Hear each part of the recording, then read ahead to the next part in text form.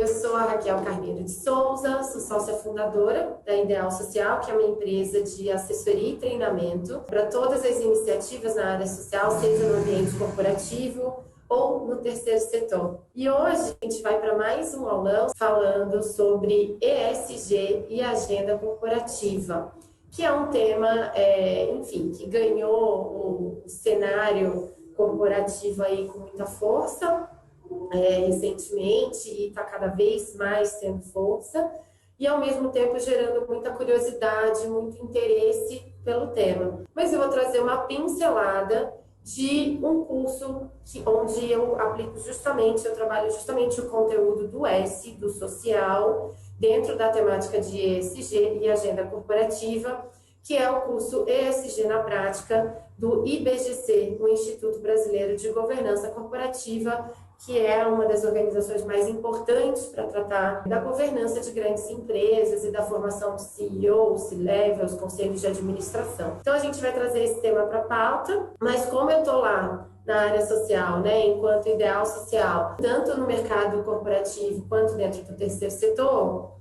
eu vou sair um pouquinho do que é um esquema tradicional de aula, onde a gente fala basicamente do mercado corporativo, quando a gente trata do tema de ESG, para falar um pouco das conexões e oportunidades para o terceiro setor no relacionamento com empresas, porque eu acho que esse é uma grande curiosidade do setor de uma forma geral, e isso está muito alinhado com o propósito da Ideal Social, que é a geração de valor compartilhado e ampliação do impacto social. Então, a gente tem como um dos nossos propósitos, dentro da geração de valor compartilhado, justamente ampliar as relações entre empresas e terceiro setor de uma maneira qualificada e estratégica para que essa geração de valor, de fato, aconteça. Então, nada melhor do que a gente trazer essa temática do ESG direto, fazendo uma conexão não só com a questão estratégica dentro do mercado corporativo, mas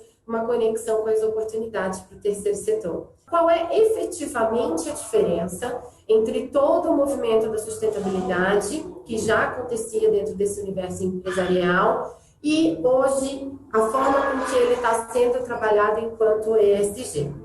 E aí a gente vai lá para a Constituição Brasileira, pós-Constituição Brasileira, que foi em 1988, e já em 1989, a gente percebe que tem um grande movimento empresarial surgindo, ainda de uma maneira informal, que é o Grupo de Institutos e Fundações Empresariais, o GIF, como ele era chamado até esse período aí, onde ele acontecia de uma maneira informal e sendo formalizado só em 95. Mas ele começou como uma parceria com a Câmara de Comércio de São Paulo e algumas empresas aqui do cenário empresarial paulistano, para discutir justamente um direcionamento para as temáticas sociais e ambientais que estavam em ebulição nesse momento na sociedade brasileira e como elas impactariam ou deveriam impactar nos negócios. Esse grupo teve tanto sucesso que ele existe até hoje, ele teve um redirecionamento estratégico em 2014, do qual eu, inclusive, participei da revisão do planejamento estratégico do GIF, onde ele passa, inclusive, a ser chamado de Grupo de Institutos, Fundações e Empresas. Tem uma pequena mudança na forma de falar esse nome, mas ele continua atuando nesse cenário de trazer temáticas socioambientais para dentro da análise estratégica de empresas, seus institutos, suas fundações empresariais, mas também institutos independentes e familiares. Em 1990, 2 anos após a promulgação da Constituição Brasileira, a gente já tem a criação do Estatuto da Criança e do Adolescente.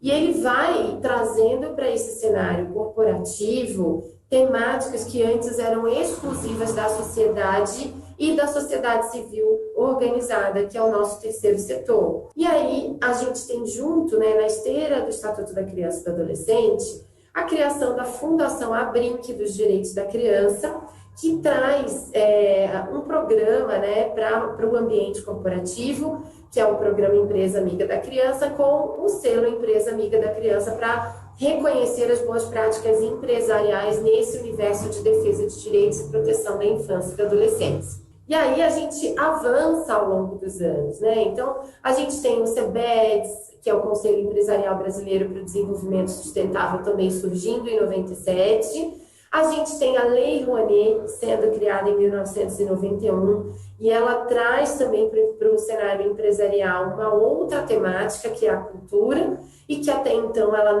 não estava embrenhada nessa preocupação estratégica da empresa enquanto fomento, né, enquanto incentivador.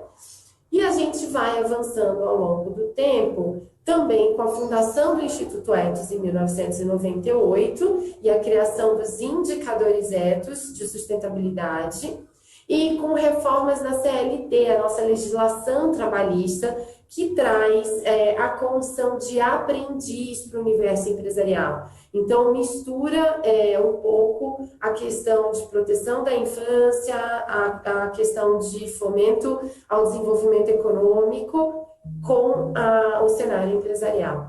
Bem mais à frente, já em 2004, a gente tem nesse cenário aparecendo questões de ESG. Então, o termo em si é ESG, que nada mais é do que uma sigla para Environmental, Social and Governance, que é como a gente trata esse tripé, que não é exatamente o triple bottom line da sustentabilidade, que a gente já vinha acostumado a lidar. Então, em 2004, o ex-secretário-geral da ONU, Kofi Annan, ele escreve para 50 grandes CEOs de instituições financeiras, convidando-os a participar de uma iniciativa para que sejam redigidas orientações e indicadores para avaliação de empresas do ponto de vista de questões sociais e ambientais e de governança, que é onde está o nosso G do ESG. Isso pensando na avaliação de mercados de capitais. Então, é um termo que ele vem muito atrelado ao mercado de capitais, para que isso crie indicadores de avaliação de desempenho e consiga diferenciar, inclusive, as empresas que têm critérios de ESG dentro da sua gestão das empresas que não têm do ponto de vista de desenvolvimento financeiro. Isso dá origem aos princípios para investimento responsável, que foi adotado pela Bolsa de Valores de Nova York já em 2006, justamente para orientar as práticas socioambientais dessas empresas. Mas, afinal de contas, a grande pergunta que eu vejo todo mundo fazendo é: qual é a diferença do triple bottom line da sustentabilidade, onde a gente tinha lá critérios econômicos, sociais e ambientais, para todo esse movimento que ganhou um destaque muito grande nesses 2 últimos anos no cenário internacional, mundial, do ESG. Então, qual que é a grande diferença? Para a gente falar dessa diferença, a gente tem que primeiro fazer uma grande reflexão que vem antes desse termo do ESG, com terminologias que permeiam até hoje esse universo empresarial, que é o que é responsabilidade social e o que é investimento social. Eu vejo que ainda existem muitas dúvidas sobre esse termo e talvez até muita confusão entre eles, porque eles coexistem dentro da empresa. Então, enquanto a responsabilidade social empresarial ela vai focar em trabalhar problemas causados pela própria atividade empresarial ou melhorar condições internas da empresa, então a gente está falando de mitigação de impacto, de evitar impactos relacionados à operação, impactos sociais, a gente está falando do bem-estar das pessoas que atuam nessa corporação. E aí a gente tem um investimento social privado no contraponto, que foi um termo criado com a liderança do próprio GIF, que eu mencionei há alguns anos atrás, mas que tem como principal objetivo, traz o investimento social privado como principal objetivo de investimento de recursos privados na sociedade para desenvolver um bem público. Então, aqui a gente tem grandes reflexões acontecendo. A primeira é o que seria o interesse público e o que seria o interesse privado, o bem público e o bem privado.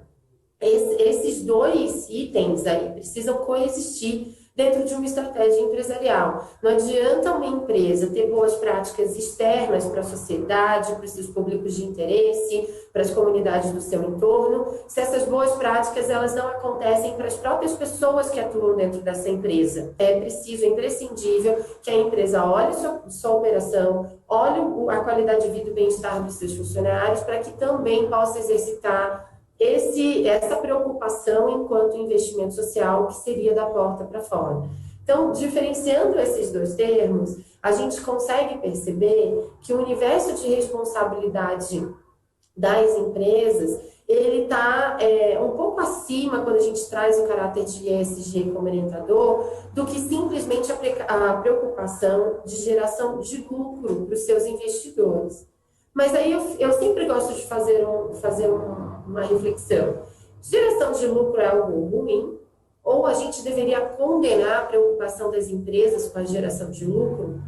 Absolutamente. A empresa está na sociedade com a prerrogativa de geração de lucro. Ela existe para gerar lucro e dividendos para os seus investidores. Ela existe para gerar economia, movimentar a nossa economia nas regiões onde ela está. Esse é o principal papel da empresa. O que a gente discute hoje é que isso pode acontecer de uma maneira que traga temáticas sociais e ambientais para dentro da alta gestão, para auxiliá-los nessa tomada de decisões. Então, o processo ele tem que gerar lucro, mas ele também tem que proteger pessoas e meio ambiente para que esse negócio de fato feche, que é o grande tripé da sustentabilidade. E aí eu volto à minha pergunta: o que tem de diferente quando a gente traz esse cenário de ESG? O que tem de elemento adicional em relação ao triple bottom line da sustentabilidade? O G de governança. Eu vivi durante muito tempo esse mercado corporativo e vi muitas vezes uma área de sustentabilidade sendo tangente do negócio. Então, as principais tomadas de decisão sobre o negócio, estratégias financeiras, estratégias de investimento, nada era feito levando em consideração as necessidades sociais e ambientais dessa empresa.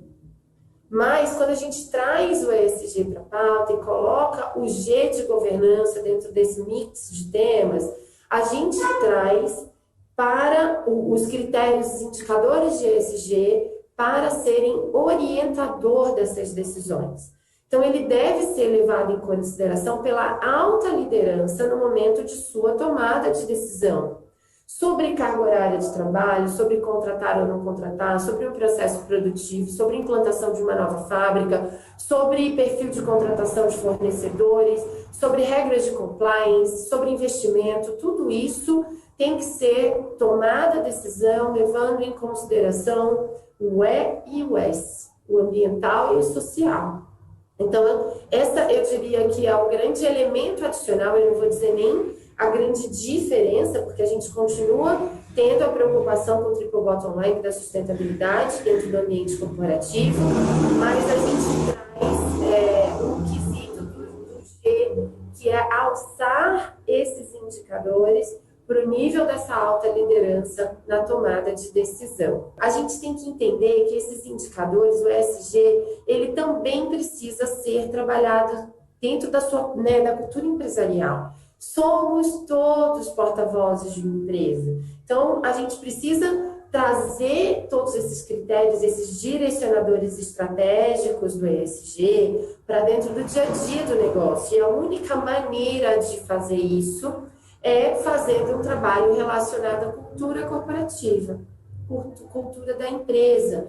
Porque os funcionários, eles atuam no dia a dia como porta-vozes ou exemplos de atitudes dessa empresa, e eles precisam ter esse critério também na sua conduta e na sua tomada de decisão. E ele precisa ser mensurado, porque afinal de contas o ESG, ele é um objeto da gestão, ele é uma estratégia. Então ele precisa ser mensurado, tem indicadores concretos acompanhados, periodicamente, anualmente, para que ele auxilie e oriente de uma maneira qualificada essa tomada de decisão. E aí a gente está falando de instrumento de gestão, a gente está falando de melhoria contínua, de um PDCA. E isso nada mais é do que pensar e agir dentro do conceito de geração de valor compartilhado, onde toda geração de valor econômico pode também gerar valor para a sociedade.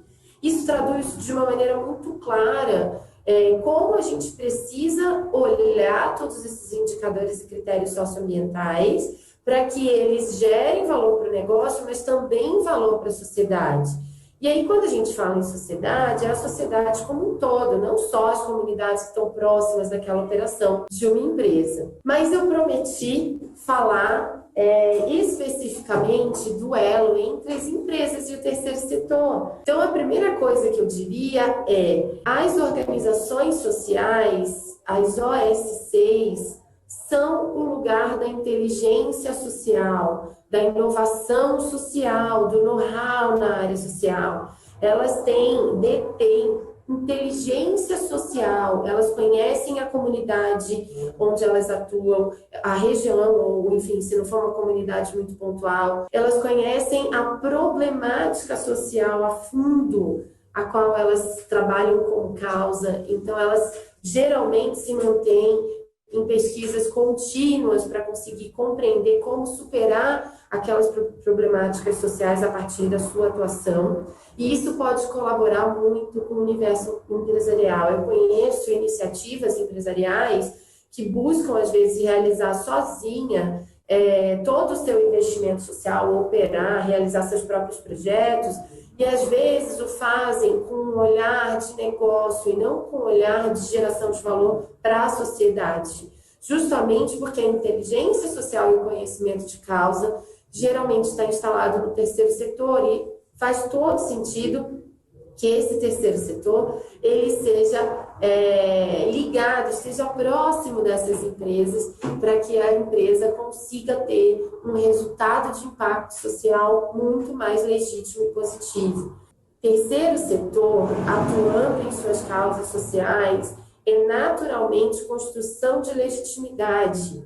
Atuar tendo como parceiro uma organização do terceiro setor que compreende profundamente aquela causa social que a empresa pretende atuar, sanar ou mitigar, enfim, a gente está construindo legitimidade, porque geralmente essa organização, além de deter o conhecimento, ela é fruto de iniciativas da sociedade, representa legitimamente essa sociedade e conhece as partes interessadas com as quais essa empresa precisa atuar, muitas vezes a fundo, inclusive como representante de comunidades locais. Uma empresa que traz uma organização social que domina informações e conhecimentos sobre aquela causa onde a empresa precisa atuar e traz como parceiro, é naturalmente um processo de construção de legitimidade nessa atuação. E isso vai beneficiar um terceiro eixo no universo empresarial, que é a licença social para operar, é a construção dessa licença social para operar.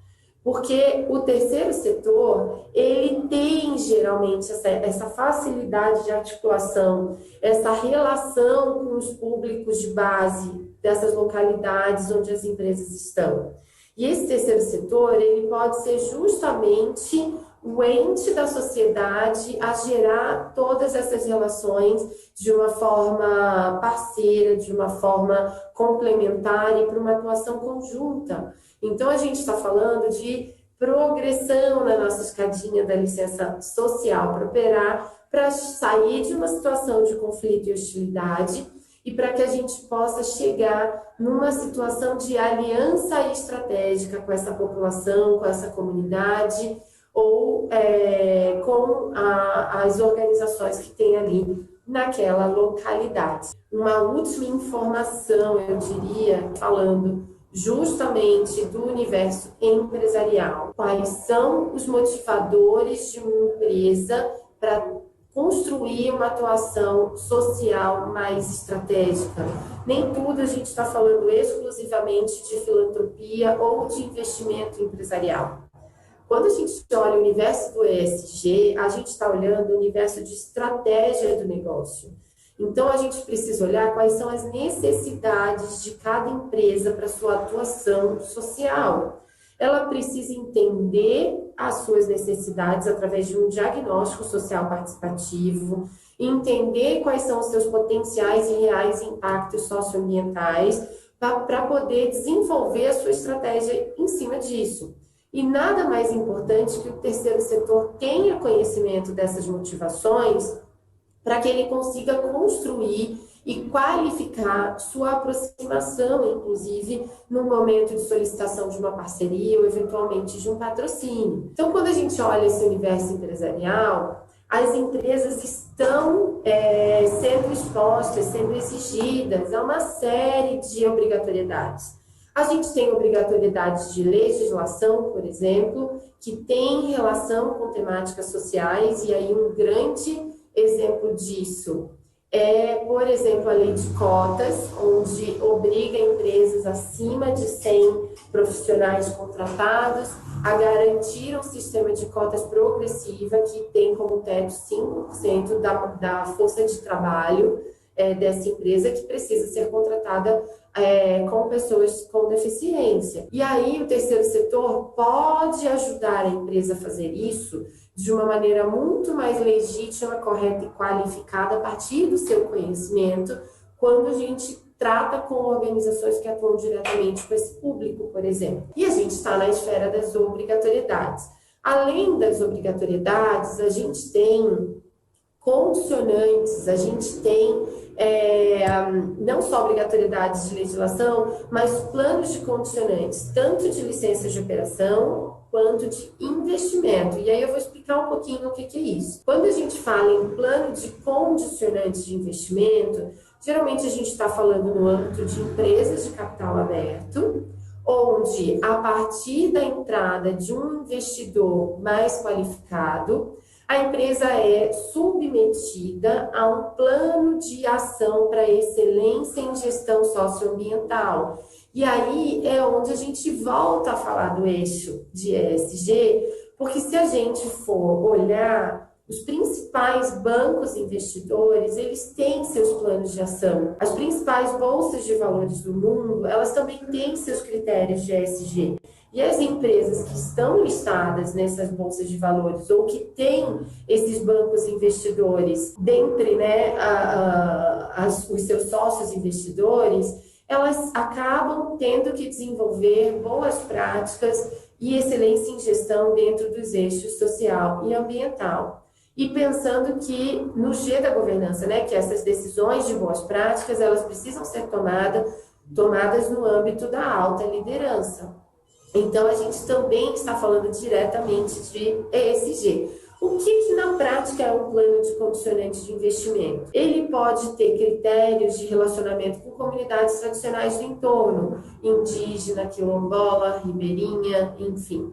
Ele pode ter o Banco Mundial, por exemplo, dentro do seu braço de investimento privado, que é o IFC, ele tem condicionantes de investimentos relacionados às comunidades próximas, especialmente quando se trata de comunidades tradicionais. Por exemplo, ele vai ter exigências talvez até mais duras do que as legislações brasileiras do ponto de vista de preservação ambiental, condições de trabalho e relacionados à presença de mulheres ou outros critérios de diversidade dentro da empresa. Então, a gente tem geralmente um plano de condicionante que permeia todos os critérios de operação. E do ponto de vista, se a gente for pensar a operação não só de pessoas, mas a operação do negócio também, critérios relacionados à saúde, à segurança dos trabalhadores. Os planos de condicionantes trazem muito fortemente isso.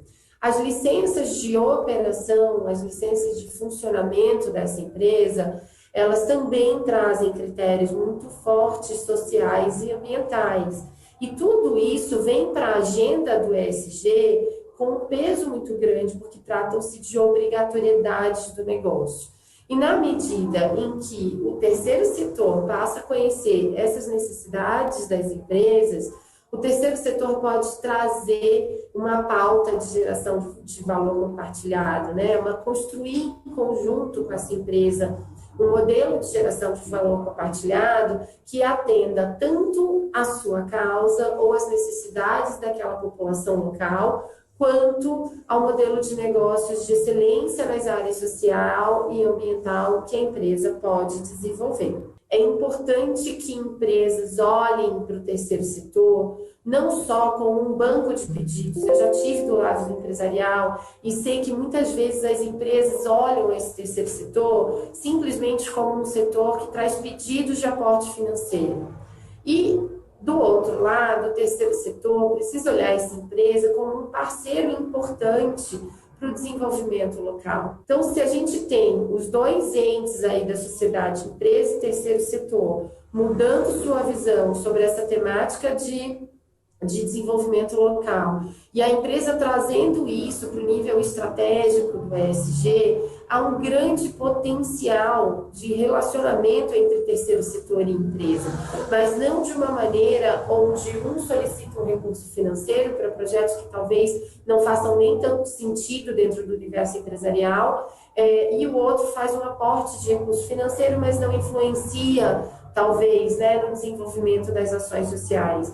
Tem um grande campo de oportunidade para que empresas e terceiro setor desenvolvam ações em forma de rede como alianças, porque isso vai trazer muito mais um viés de ESG para a empresa, mas de valor compartilhado para a empresa e para a sociedade sendo representada nessa organização da sociedade civil. Então, empresas, venham conhecer melhor o terceiro setor para que a gente possa superar o banco de pedidos e ter o terceiro setor de uma maneira, enxergar esse terceiro setor de uma maneira muito mais estratégica para o negócio. E terceiro setor, a gente precisa fazer uma imersão no universo empresarial para entender como todas essas temáticas socioambientais se configuram dentro desse universo. Porque, sem dúvida, essa inteligência social está no terceiro setor, e o terceiro setor pode ajudar muito dentro desse universo empresarial para a construção da geração de valor compartilhado. Segue a gente nas mídias sociais, que tem muito conteúdo sobre terceiro setor, ESG, agenda corporativa e geração de valor compartilhado. Não esquecendo que toda geração de valor econômico pode sim gerar valor para a sociedade. E é isso que a Ideal Social faz, ajudar a esses dois mundos a gerarem valor conjunto para essa sociedade. Obrigada e até a semana que vem.